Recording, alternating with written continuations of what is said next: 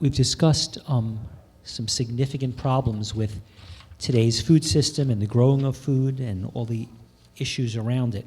So assume that you guys were given full authority over the food system in the United States and Canada, and only you three had to be consulted, and you can make any decisions, but not a philosophy or a theory or a discussion, the specific action steps that you, if you were in charge, would make. What would be, what are your 10 steps that you would implement if you had to name them and be very specific, the policies that you think would be in the highest good of the United States and Canada and the rest of the world in terms of the food system?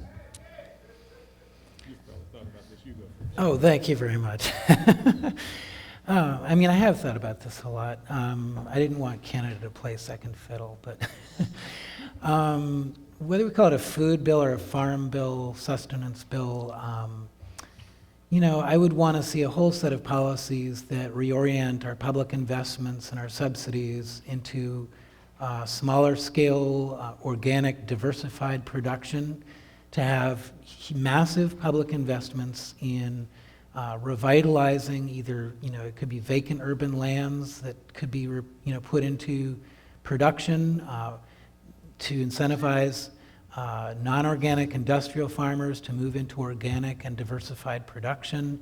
Again, as has been said, it can take time. It's a process, so let's pay farmers to do that. And let's create the markets for it. And let's expand those market signals, but let's use the mechanisms of public policy to do that. We clearly need to do this on state and local levels as well. We need to radically reduce our water use in agriculture, radically reduce meat consumption, and there are small steps happening that I think need to be massively expanded. They're actually promising school lunch programs that are addressing climate change on a tiny level by either eliminating or radically reducing meat consumption in lunch, and having mostly plant-forward, plant-based lunch programs with maybe little bits of meat or, blended burgers. Some of these can sound like tiny little steps, but if we had much greater investment in these, if we magnified these programs nationwide, we'd see tremendous progress in reducing our climate footprint, our water footprint, water use, and again, moving to a system that is so much better for farmers, for our health. The other piece of that is that we need to price in proper treatment of workers, the workers that produce our food.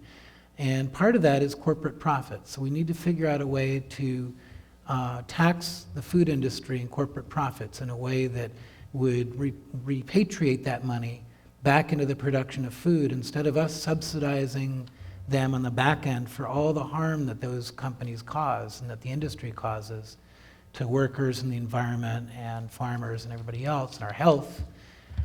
We should be taxing the food industry and their profits at the top to bring in some of the money. That's part of the reason our food bill is as high as it is. We're paying for corporate profits. We're not just paying for the cost of food, we're paying for capitalism and corporate profit. So we need to start to rein that in.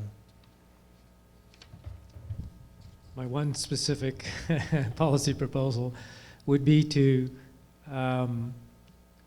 use a carbon tax. The money's generated from a carbon tax, which of course this would be applied to agriculture, and take those monies and implement the programs Andy just suggested.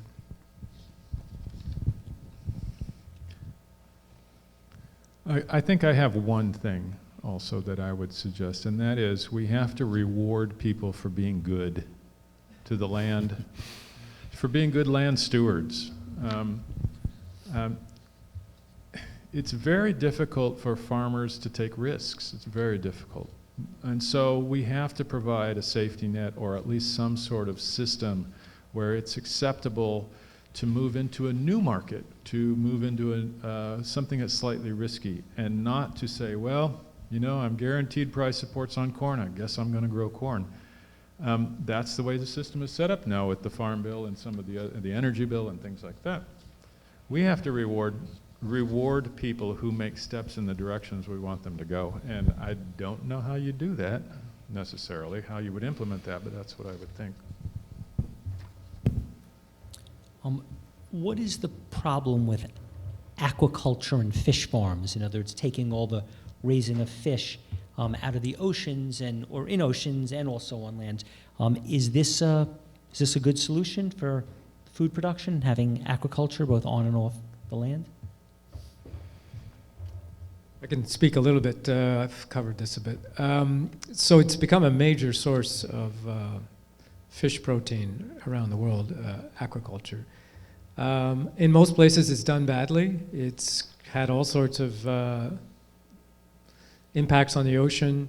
It's ended up, there's shrimp aquaculture that ended up clear and cutting mangrove coastal areas, which caused all sorts of problems.